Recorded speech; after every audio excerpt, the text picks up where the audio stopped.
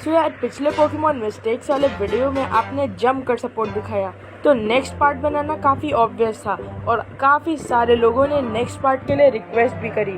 सो हे you वो mistakes in the Pokemon anime part 3। और अगर अभी तक आपने इसके पिछले 2 पार्ट्स नहीं देखे हैं तो आई रिकमेंड इस वीडियो के बाद उनको भी चेकआउट ज़रूर से कर लेना, क्योंकि वो भी काफ़ी अमेजिंग है। So without wasting any time let's roll the intro.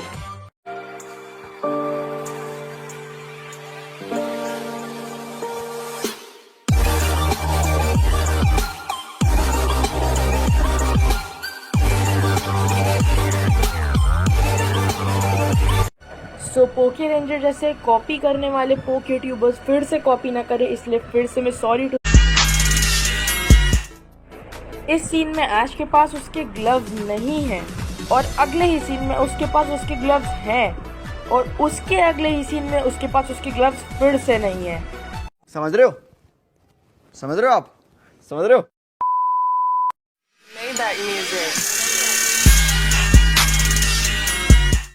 सो इस सीन में ब्रॉक अपने फोर्ट्रेस को स्पाइक अटैक यूज करने को कहता है सवाइपर पे, और ऐसे ही फोर्ट्रेस करता है और फिर सवाइपर को बहुत ज़्यादा डैमेज होता है। लिटरली वो उड़ के जेसी जेम्स के पास गिरता है, but logically speaking spike attack से कोई डैमेज नहीं होता। और गेम्स के अकॉर्डिंग देखा जाए तो स्पाइक से बस स्पाइक्स फेंकते हैं जो ज़मीन के अंदर चले जाते हैं, और फिर जब भी ओपोनेंट पोकेमॉन स्विच करता है तब उससे डैमेज होता है, ना कि मुंह पे या कहीं भी पड़ के स्पाइक से डैमेज होता है। सो हाँ, ये एक एनिमे एरर था। अगर आपने गेम्स खेले हैं तो ये बात आपको भी पता होगी कि स्पाइक एक नॉन डैमेजिंग मूव है। So now let's move on to our next mistake.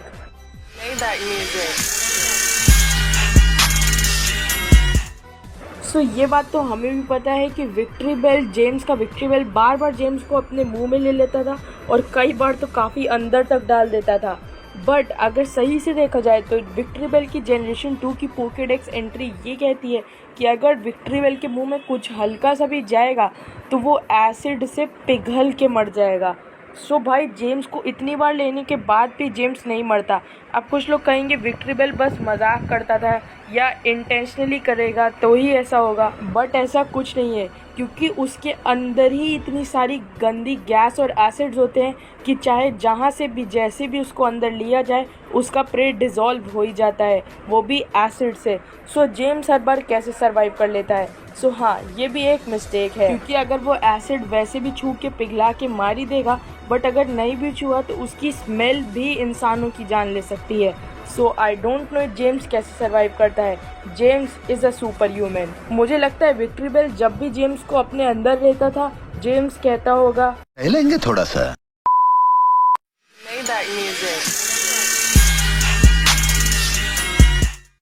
So Pokemon black and white के एक एपिसोड में एक ट्रेनर होता है जो ऐश एंड फ्रेंड्स के पास आता है अपने रोजरेड के साथ, और वो खुद बोलता है कि रोजरेड यूनोवा रीजन का 3rd मोस्ट ब्यूटीफुल पोकेमॉन है। बट शायद इसको ये नहीं पता कि रोजरेड यूनोवा रीजन का नहीं बल्कि सिनो रीजन का पोकेमॉन है। तो शायद इसको ये तक नहीं पता कि कौन सा पोकेमॉन कौन से रीजन से बिलोंग करता है। कुछ लोगों को लगेगा वो इसलिए ऐसा बोल रहे हैं क्योंकि रोजरेड यूनोवा में भी रहती है, बट ऐसा नहीं है। जब आप एपिसोड देखोगे तब आपको खुद पता चल जाएगा कि वो डायरेक्टली कैसे बोलता है कि रोजरेड यूनोवा रीजन में ही रहता है, कुछ इस तरह से। सो या ये भी एक मिस्टेक है। Now let's move on to our 6th mistake.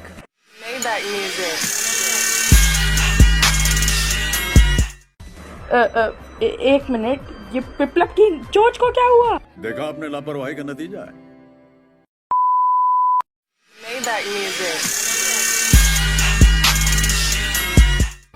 So Pokemon black and white के एक एपिसोड में जो थॉर पोकेमॉन होता है वो पूरे ग्राउंड पे इतना खतरनाक अटैक करता है कि ग्राउंड बहुत बुरी तरह से टूट जाता है और बहुत बड़े स्टोन्स निकल आते हैं। बट अगले ही सीन में जैसे ही मैच ख़त्म होता है, जब हमें फिर से ग्राउंड दिखाया जाता है तो ग्राउंड बिल्कुल साफ और जुड़ा हुआ होता है। So this is not possible. Pokemon world में भी हमें ऐसी कोई टेक्नोलॉजी नहीं दिखाई गई है जिससे ग्राउंड जुड़ जाए। हाँ, हमें ये ज़रूर दिखाया गया है कि ग्राउंड नीचे अंदर जाके फिर से एक नया ग्राउंड ऊपर आ जाता है, बट इस मैच में ऐसा कुछ नहीं हुआ था।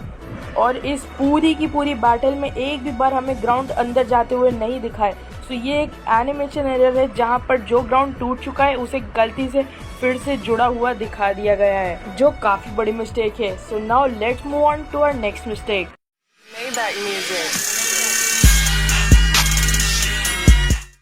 सो यार सेनो रीजन के एक एपिसोड में हमें जेम्स की आंखों का कलर ग्रीन दिखाया जाता है और उसके अगले ही सीन में हमें जेम्स की आंखों का कलर फिर से ब्लू दिखाया जाता है, जो काफ़ी बड़ी मिस्टेक है। पता नहीं जेम्स अपनी आंखों में ऐसा क्या डालता है कि हर सेकंड उसकी आंखों का कलर बदलता रहता है। सो हाँ, ये भी एक काफ़ी बड़ी एनिमेशन मिस्टेक है। Now let's move on to the next mistake.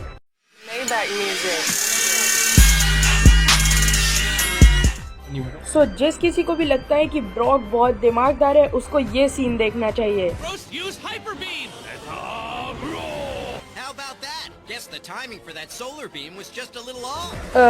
Sorry Brock, but वो सोलर बीम नहीं बल्कि हाइपर बीम है।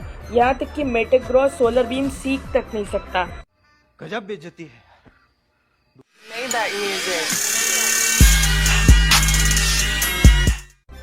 सो पोकेमॉन ब्लैक एंड वाइट के 3rd सीजन में कैमरन अपने सैम्यूरॉड से हाइड्रो कैनन यूज़ करने को कहता है और ऐसा ही सैम्यूरॉड करता है और उसके जस्ट हाइड्रो कैनन यूज़ करते ही वो उसको एक्वाजेट यूज़ करने को करता है और ये भी सैम्यूरॉड ऐसा ही करता है।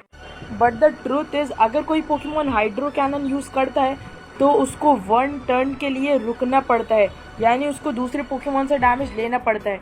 मतलब हाइड्रो कैनन के जस्ट बाद एक नेक्स्ट मूव यूज़ करना इम्पॉसिबल है जब तक ओपोनेंट पोकेमॉन भी एक अटैक ना कर दे। बट कैमरन एंड सैम्यूरॉड को ऐसा कुछ नहीं करना पड़ता। तो यार हम लोग गेम में ऐसा क्यों नहीं कर पाते हैं? धिक्कार है हम पर।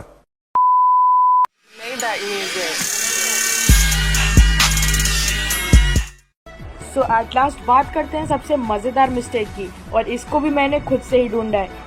And most of the mistakes, यानी समझो 8 मिस्टेक्स इस वीडियो की मैंने खुद से ही ढूंढी हैं। सो अगर कोई और आपको मेरी मिस्टेक्स यूज़ करते हुए देखे सो प्लीज़ इन्फॉर्म मी, क्योंकि पोके रेंजर जैसे पोके ट्यूबर्स बहुत कॉपी करते हैं और वो मेरी एक मिस्टेक वाली वीडियो ऑलमोस्ट पूरी छाप चुका है, वो भी with screenshots taken from my video.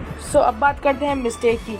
Recently India में पोकेमॉन XY एयर हुआ था, तब आपको ये एपिसोड तो याद ही होगा जिसमें एक मैलामार होता है जो वहाँ पे काफ़ी सारे पोकेमॉन्स एंड ह्यूमंस पे भी अपना कन्फ्यूजन अटैक यूज़ करता है और सबको अपने वश में कर लेता है। बट सोचने वाली बात जो मैंने नोटिस करी वो ये थी कि वहाँ पर एक पैंगोरो भी था जो एक डार्क टाइप है और उस पर कन्फ्यूजन मूव काम ही नहीं करेगा। अब कुछ लोग ये भी कह सकते हैं कि क्या पता उसने किसी और मूव से पैंगोरो को कंफ्यूज किया हो और वश में किया हो। बट ऐसे 2 ही मूव हैं जिससे हम लोग पोकेमॉन को अपने वश में कर सकते हैं, जो है साइकिक और कंफ्यूजन। वैसे तो कई सारे मूव्स हैं, पर मैं अभी उन मूव्स की बात कर रहा हूँ जो मैलामार सीख सकता है, और वो यही 2 हैं और दोनों का ही पैंगोरो पे इफेक्ट नहीं होगा। सो या ये भी एक मिस्टेक है और ऐसा पहली बार नहीं है कि एक psychic type move dark type पे इफेक्ट कर रहा है एनिमे में, ऐसा कई बार और भी हो चुका है। सो यही था आज की वीडियो के लिए। अगर आपको पार्ट 4 भी चाहिए तो कमेंट में #part4 स्पैम कर देना। So that is it for today guys. I hope आप लोग को वीडियो अच्छी लगी होगी। प्लीज़ यार इस वीडियो पे एक लाइक छोड़कर जाना, क्योंकि उससे मुझे इंस्पिरेशन मिलती है और ज़्यादा वीडियोस बनाने के लिए। चैनल पे नए हो तो सब्सक्राइब करना और बाजू वाला घंटा भी दबा देना। अब मुझे नहीं पता आप सब्सक्राइब बटन पे थंडरबोल्ट करो या फ्लेम थ्रोवर, बस दब जाना चाहिए। इंस्टाग्राम पे भी ज़रूर से फॉलो कर लेना, क्योंकि मेरे चैनल से जुड़ी अपडेट्स आपको वहाँ पर मिलती रहेंगी। Link in the description. So thanks for watching. मिलता हूँ आप